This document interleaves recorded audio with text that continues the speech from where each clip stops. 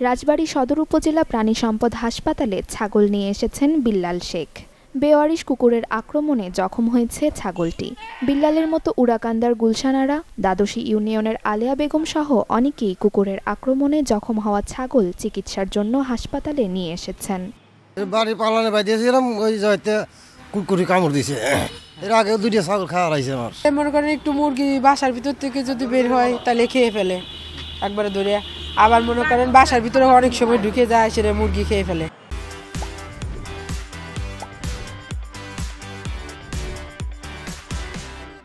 রাজবাড়ী সদর উপজেলায় হঠাৎ করেই বেড়ে গিয়েছে বেওয়ারিশ কুকুরের সংখ্যা, কিন্তু পর্যাপ্ত খাবার না থাকায় হিংস্র আচরণ করছে তারা। আর কুকুরের আক্রমণে আহত এসব পশুর 60 ভাগই মারা যায় বলে জানান হাসপাতাল কর্তৃপক্ষ।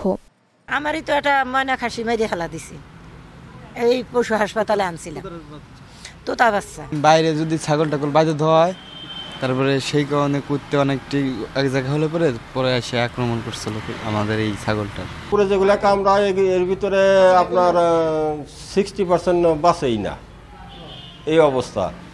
তো প্রত্যেক দিনে মানে দিন দিনে বৃদ্ধি পাচ্ছে। শুধু খাবারের অভাবে নয়, প্রজনন মৌসুমের পরও কুকুর আক্রমণাত্মক আচরণ করতে পারে বলে জানান উপজেলা প্রাণী সম্পদ কর্মকর্তা। এখানে স্ট্রিট ডগের পরিমাণ অনেক বেড়ে গেছে। বেওয়ারিশ কুকুর যেগুলো আছে এগুলোর পরিমাণ অনেক বেড়ে গেছে, ফলে তারা খাবারের সংকটে ভুগতেছে। তো খাবারের সংকট হলে এরা সংঘবদ্ধভাবে কোনো ছাগল বা ছোট বাছুর, ছোট প্রাণী এদেরকে আক্রমণ করছে। আর তাছাড়া অনেক সময় দেখা যায় যে এরা খেলার ছলেও ছাগল বা ভেড়া, ছোট প্রাণী এদের উপরে আক্রমণ করতেছে। এসব বেওয়ারিশ কুকুরকে নিয়মিত খাবার দিয়ে সাহায্য করার আহ্বান প্রাণী অধিকার কর্মীদের। Desk report, channel 24।